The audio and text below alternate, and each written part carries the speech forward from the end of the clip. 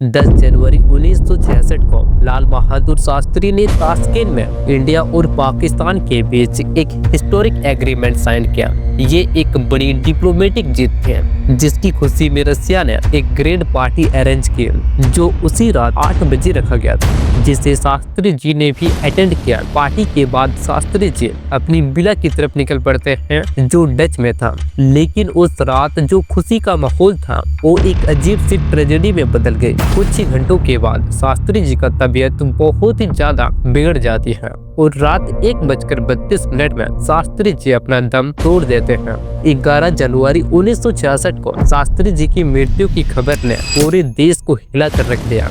जब शास्त्री जी को घर लाया गया तो उनकी फैमिली को शास्त्री जी की बॉडी के पास जाने से रोका गया। इवन उनके बेटे तक को बॉडी के पास जाने नहीं दिया गया। पर जैसे तैसे उनका परिवार शास्त्री जी की बॉडी के पास पहुंचता है तो जो उन्होंने देखा वो सब कुछ चौंका देने वाली थी। शास्त्री जी का पूरा बॉडी नीला पड़ चुका था, जैसा कोई जहर दिया गया हो। पर पता नहीं उस वक्त कौन आता है और शास्त्री जी की बॉडी पर हल्दी लगा देता है। और शास्त्री जी की धर्मपत्नी ललिता जी कहती है कि अंतिम संस्कार से पहले जब बॉडी को नहलाना था, तब शास्त्री जी के पूरे बॉडी पर उनके कपड़े चिपक गए थे, जिसको निकालने के लिए कपड़े को काटना पड़ा। और जब बॉडी को नहलाया जा रहा था, तब उन्होंने देखा कि शास्त्री जी के पीठ पर प्लस शेप में कट लगा हुआ है। और सिर्फ ये ही नहीं, उनके गले के पीछे से खून भी निकल रहा था। शास्त्री जी की मौत तो हार्ट अटैक से हुई थी ना। बॉडी का पीला पड़ना, पेट पर कट मार्क होना और गले के पीछे से खून निकलना, ये सारी चीजें तो कुछ और ही बता रही थी। अगर तलवार की नोक पर या एटम बम के डर से कोई हमारे देश को झुकाना चाहे, दबाना चाहे, ये देश हमारा दबने वाला नहीं। लाल बहादुर शास्त्री हमारे देश के सेकंड प्राइम मिनिस्टर थे और गांधी जी के करीबी भी थे। जब नेहरू जी का अचानक देहांत हो गया तो पूरा देश में अफरा तफरी मच गया। हर जगह बस एक ही चर्चा चल रही थी कि अगला प्रधानमंत्री कौन होगा। कई बड़े बड़े नाम थे, लेकिन उन नामों में शास्त्री जी का नाम कहीं भी नहीं था। पर पता नहीं क्या हुआ, कांग्रेस ने एक ऐसा डिसीजन लिया कि सबको चौंका कर रख दिया और अगला प्राइम मिनिस्टर लाल बहादुर शास्त्री जी को बना दिया। ये फैसला लोगों के लिए शॉकिंग था, क्योंकि लाल बहादुर शास्त्री इतने लाइमलाइट में नहीं थे और इससे पहले जो प्रधानमंत्री था नेहरू जी, वो दुनिया भर में पॉपुलर थे। पर कुछ ही महीनों में शास्त्री जी ने कुछ ऐसा किया कि लोगों के अंदर बहुत ही जल्दी वो पॉपुलर हो गए। उन्होंने ऐसी पॉलिसी बनाई जो भारत के मेजोरिटी फार्मर को बेनिफिट कर रही थी, जिसकी वजह से ग्रीन रेवोल्यूशन आया, जिसकी वजह से शास्त्री जी को पूरा देश जानने लगा। फिर आया 1965 का वक्त, जब पाकिस्तान ने भारत पर हमला कर दिया। भारत 1965 में चीन के साथ वॉर करने के कारण कमजोर हो गई थी। इस मौके का फायदा उठाकर पाकिस्तान ने इंडिया पर हमला कर दिया। इस मुश्किल वक्त में भी शास्त्री जी एक मजबूत नेता की तरह खड़े रहे।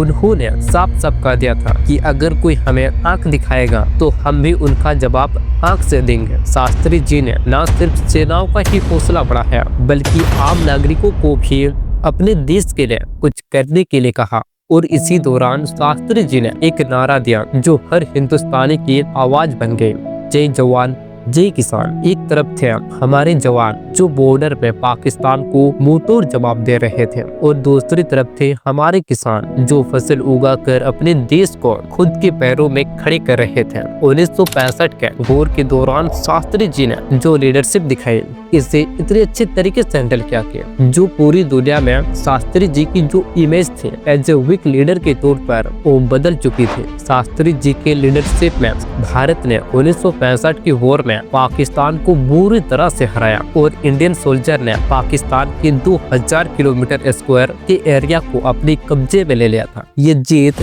सिर्फ एक जीत नहीं थी, बल्कि भारत की मजबूती और शास्त्री जी का स्ट्रॉन्ग डिसीजन का ही परिणाम था, जिसके बाद से शास्त्री जी की पॉपुलैरिटी और भी ज्यादा बढ़ जाती है। इसके बाद इंडिया और पाकिस्तान के बीच सुलह करने के लिए यूएसएसआर यानी कि रसिया सामने आता है और उन्हें ताशकंद में एक पीस एग्रीमेंट साइन करने के लिए बुलाता है। भारत के प्रधानमंत्री लाल बहादुर शास्त्री और पाकिस्तान के प्रेसिडेंट मोहम्मद अयूब खान दोनों ने 10 जनवरी 1966 को ताशकंद में एक एग्रीमेंट साइन किया।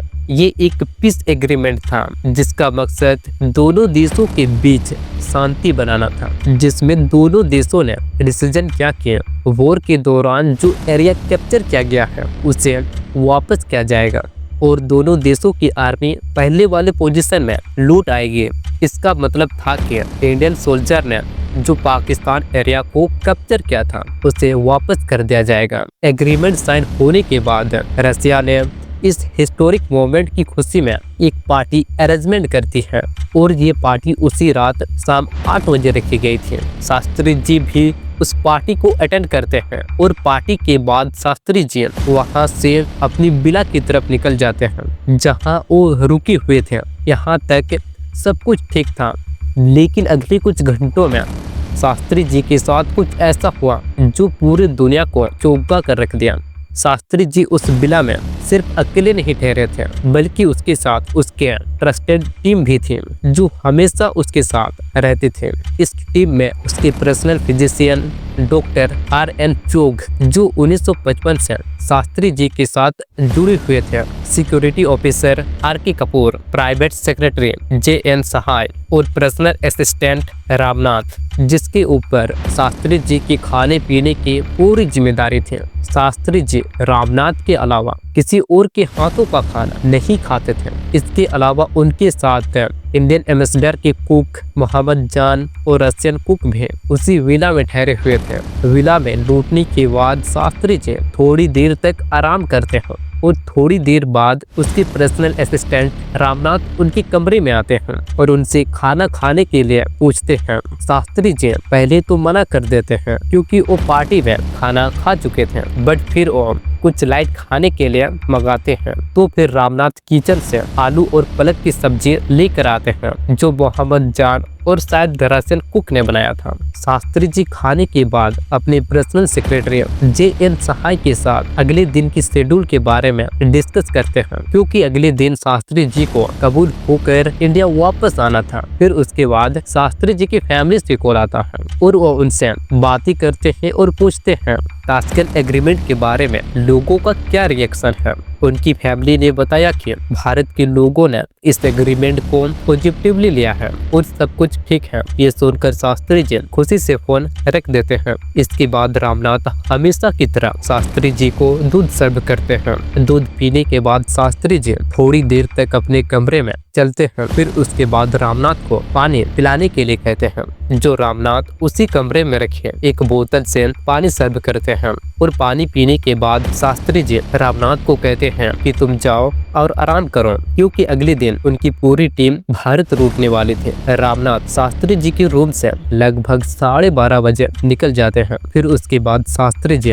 अपने कमरे में चक्कर लगाते रहते हैं, जिसे एक जर्नलिस्ट ने अपने कमरे में कैप्चर भी कर लिया था और ये उसकी ओरिजिनल फुटेज है। रामनाथ के गए हुए रूम से 1 घंटे भी नहीं हुआ था। 1:20 में शास्त्री जी के प्राइवेट सेक्रेटरी के दरवाजे में कोई जोर जोर से नॉक करता है और जब सेक्रेटरी ने दरवाजा खोला तो देखा कि शास्त्री जी बाहर खड़े थे और उसकी हालत पूरी तरह बिगड़ चुकी थी। वो पसीने से भीग चुके थे, उन्हें सांस लेने में दिक्कत हो रही थी। फिर उन्हें तुरंत ही अपने कंधे में उठाकर उनके कमरे में ले जाया गया। उस दौरान शास्त्री जी बार बार उस बोतल की तरफ इशारा कर रहे थे जिस बोतल से उन्होंने पानी पिया था। तभी उस वक्त डॉक्टर R.N. चोग को तुरंत बुलाया गया और उन्होंने शास्त्री जी का ट्रीटमेंट पर अफसोस से रात के 1:32 में डॉक्टर चोग ने शास्त्री जी को डेथ डिक्लेयर कर दिया। ऑफिशियली शास्त्री जी की मौत का कारण हार्ट अटैक बताया गया because he was a heart patient. इससे पहले भी शास्त्री जी को 2 बार हार्ट अटैक आ चुका था, पर इस बार सब कुछ नॉर्मल नहीं लग रहा था। जैसा मैंने आपको पहले भी बताया था, बॉडी का पीला पड़ना, पेट पर कट मार्क होना और गले के पीछे से खून निकलना, ये सब ऐसे सवाल खड़े करते हैं जो उनकी मौत को सिर्फ एक हार्ट अटैक नहीं बल्कि एक सोची समझी साजिश या एक हत्या बताता है। सबसे बड़ी बात ये है कि शास्त्री जी जिस बोतल की तरफ बार बार इशारा कर रहे थे उसका कभी भी पॉइजन टेस्ट हुआ ही नहीं और वो बोतल उस रात के बाद से और कभी दिखा ही नहीं। दूसरा सवाल उनके कुक को लेकर है। शास्त्री जी का पर्सनल कुक जो उनके लिए हमेशा खाना बनाता था, उसने उस दिन खाना क्यों नहीं बनाया? वी नो दैट जब शास्त्री जी की हालत खराब हुई थी तब वो खुद चलकर अपने सेक्रेटरी के पास गए थे। क्या शास्त्री जी के कमरे में कोई सेक्रेटरी वजह नहीं था? तब उसके जवाब में बताया गया कि शास्त्री जी के कमरे में 3 टेलीफोन थे। अगर वो उसमें से किसी एक को भी पिकअप करते तो सिक्योरिटी अलार्म बजने लगता। लेकिन इसके बावजूद भी शास्त्री जी खुद चलकर अपने सेक्रेटरी के पास गए। क्या वो कुछ कहना चाहते थे? और एक बड़ी चौंकाने वाली बात ये है कि शास्त्री जी का कभी भी पोस्टमार्टम किया ही नहीं गया, जबकि वो भारत के प्रधानमंत्री थे। ये एक ऐसी है जो उनकी मौत के रहस्य को और ज्यादा गहरा बना देती है। अगर शास्त्री जी का पोस्टमार्टम होता तो ये साफ पता चल जाता कि शास्त्री जी की मौत हार्ट अटैक से हुई थी या फिर कहानी कुछ और थी। हमें उन लोगों और देशों को देखना होगा जिससे शास्त्री जी की मौत से सीधा फायदा होने वाला था। इस कहानी में 3 बड़े किरदार हैं जिस पर उनकी मौत के पीछे हाथ होने का शक है। उसके पास मोटिव था शास्त्री जी को मारने का। अब मैं आपको एक एक करके 3 कॉन्स्पिरेंसी थ्योरी के बारे में बताऊंगा। आप खुद डिसाइड कीजिएगा कि किसका मोटिव सबसे स्ट्रॉन्ग था शास्त्री जी को मारने को लेकर। सबसे पहले बात करते हैं Indian politics specially Indira Gandhi के, जो इस कॉन्स्पिरेंसी थ्योरी का एक बड़ा हिस्सा है। रशियन अथॉरिटीज ने मोहम्मद जान और रशियन कुक को अरेस्ट भी किया था शास्त्री जी को पॉइजन देने के जुर्म में। इसके बाद फिर इंडियन पॉलिटिक्स ने इसे एक नॉर्मल हार्ट अटैक बताया और इस मामले को जल्दी से जल्दी रफा दफा करने की कोशिश की। इस थ्योरी के मुताबिक शास्त्री जी को किसी विदेशी शक्ति ने नहीं बल्कि उन लोगों ने मरवाया। अगर ऐसे ही शास्त्री जी की पॉपुलैरिटी बढ़ती जाएगी तो उसे अगले 10 से 15 सालों तक प्रधानमंत्री की कुर्सी से हटाना बहुत मुश्किल हो जाएगा। इस शक को और गहरा बनाता है वो पल जब शास्त्री जी ने बार बार उस बोतल की तरफ इशारा किया जिससे उन्होंने पानी पिया था। ऐसे में हर किसी को भी लगेगा कि उस बोतल में जरूर कुछ था, लेकिन फिर भी ना तो उस बोतल का पॉइजन टेस्ट किया गया और ना ही वो बोतल उस रात के बाद से दोबारा दिखाई दी। और तो और भारत के सिटिंग प्राइम मिनिस्टर का अब विदेश में मौत हो जाती है, लेकिन फिर भी उनका पोस्टमार्टम कभी हुआ ही नहीं, जबकि रशिया ने पोस्टमार्टम ऑफर भी किया था लेकिन इंडियन पॉलिटिक्स ने उसे रिजेक्ट कर दिया। और शास्त्री जी के मौत के सिर्फ 13 दिन बाद ही इंदिरा गांधी देश की अगली प्राइम मिनिस्टर बन जाती है। इसीलिए लोग इंदिरा गांधी को भी शास्त्री जी के मर्डर का एलिगेशन लगाते हैं। दूसरी कॉन्स्पिरेंसी थ्योरी थी केजीबी यानी कि रशिया, जो उस समय यूएसएसआर था। एक बुक के मुताबिक नेहरू जी के गुजरने के बाद यूएसएसआर ने अपने रिश्ते पाकिस्तान के साथ अच्छा बनाना चाहते थे ताकि साउथ एशिया में अपनी पकड़ मजबूत कर सके। लेकिन शास्त्री जी जब पावर में आते हैं तो यूएसएसआर के प्राइम मिनिस्टर ने उन्हें एक आश्वासन दिया कि वो कश्मीर मामले में इंडिया के साथ हैं, लेकिन उसके बाद से यूएसएसआर ने कश्मीर मामले में कोई भी ओपनली सपोर्ट एक्सप्रेस नहीं किया, बल्कि 1965 के इंडिया पाकिस्तान की वॉर के दौरान यूएसएसआर ने शास्त्री जी को ओपन लेटर लिखा जिसमें उन्होंने कहा कि ये युद्ध यहीं रोक दो। और उस लेटर में यूएसएसआर ने भारत को ही इस वॉर के लिए जिम्मेदार ठहराया। लेकिन शास्त्री जी ने यूएसएसआर के प्रेशर के बावजूद वॉर नहीं रोका और पाकिस्तान को बुरी तरह से हराया। इसी वजह से भी कुछ एक्सपर्ट रशिया को भी शास्त्री जी के मौत के लिए ब्लेम करते हैं। उनका मानना था कि रशिया शास्त्री जी के स्ट्रॉन्ग स्टैंड से नाराज था और उनकी मौत एक जियोपॉलिटिक्स साजिश हो सकती है। लेकिन अगर हम इस थ्योरी को गहराई से देखते हैं तो शास्त्री जी की मौत में रशिया का हाथ होने की संभावना कम लगती है। अगर रशिया इस साजिश का हिस्सा होता तो कभी भी शास्त्री जी को पॉइजन देने के मामले में रशियन कुक और मोहम्मद जान को अरेस्ट नहीं करता और ना ही शास्त्री जी के पोस्टमार्टम के लिए ऑफर करता। देखिए, और रशिया के पास कोई स्ट्रॉन्ग मोटिव भी नहीं था कि वो इतना बड़ा कदम उठा लें और अपने ही देश में एक ऐसे प्राइम मिनिस्टर को मार दें जिनके साथ उनका एक अच्छा रिश्ता है और जो देश उनके साथ अलायंस में जुड़ा हुआ है। रशिया कभी भी ऐसा बेवकूफी नहीं करता। अब बात करते हैं तीसरी सबसे स्ट्रॉन्ग कॉन्स्पिरेंसी थ्योरी की, CIM यानी कि अमेरिका। इन तीनों थ्योरी में से सबसे बड़ा मोटिव अमेरिका का ही लगता है। उस समय अमेरिका हर किसी को न्यूक्लियर वेपन बनाने से रोक रहा था क्योंकि वो नहीं चाहता था कि और कोई देश न्यूक्लियर पावर बने और उनकी मोनोपोली खतरे में आए। वहीं दूसरी तरफ थे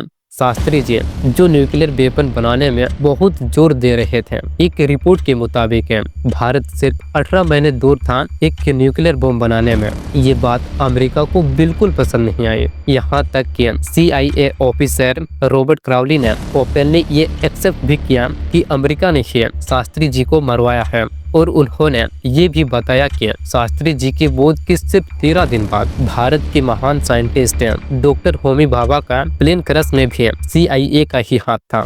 एक वक्त में ऐसा भी खबर आ रहा था इंडिया के काफी न्यूक्लियर साइंटिस्ट जो न्यूक्लियर बम पर काम कर रहे थे वो अचानक गायब हो रहे थे। किसी को कुछ पता नहीं चल पा रहा था कि वो लोग कहाँ गए।